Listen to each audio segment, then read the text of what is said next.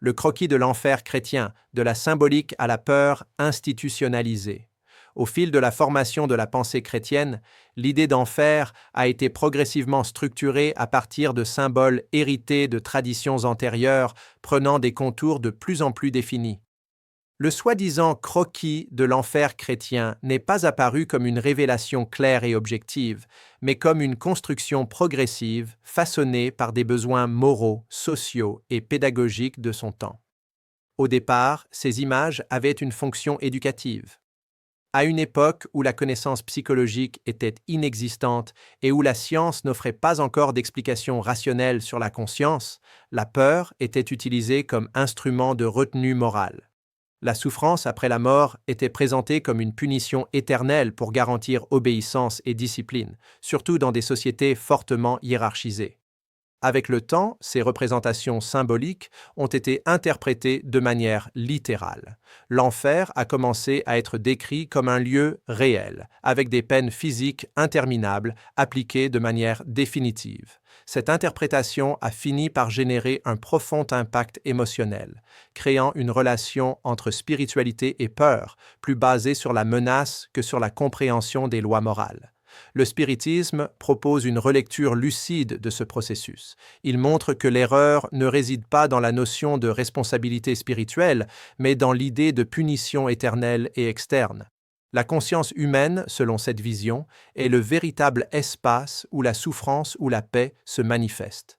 L'enfer chrétien représente des états intérieurs de conflit, de culpabilité et de remords, et non un destin imposé par une autorité supérieure. La psychologie profonde moderne renforce cette compréhension en démontrant que la souffrance la plus intense naît du conflit interne non résolu. La culpabilité, le regret et la résistance au changement produisent une douleur réelle, indépendamment des facteurs externes. Il n'est pas nécessaire d'avoir un scénario de punition pour que la conscience éprouve de la souffrance. Il suffit d'un désalignement entre les actions et les valeurs. La science contemporaine contribue également à cette révision. La physique classique montre que les lois de la nature sont cohérentes et proportionnelles, sans punition arbitraire. L'astronomie révèle un univers régi par l'ordre et la continuité, non par des espaces moraux fixes. Ces connaissances affaiblissent l'idée d'un enfer physique et éternel, renforçant la notion de processus évolutif de la conscience. Ainsi, l'esquisse de l'enfer chrétien doit être comprise comme une étape historique de la pensée humaine, utile dans son contexte, mais limitée par son époque. Le spiritisme ne nie pas la valeur morale de ces récits, mais les éclaire, libérant la spiritualité de la peur et invitant l'être humain à la responsabilité consciente et à la transformation intérieure. Lorsque la compréhension remplace la peur, l'évolution devient naturelle. Le bien cesse d'être pratiqué par crainte de punition et commence à être vécu par compréhension, empathie et cohérence avec les lois de la vie.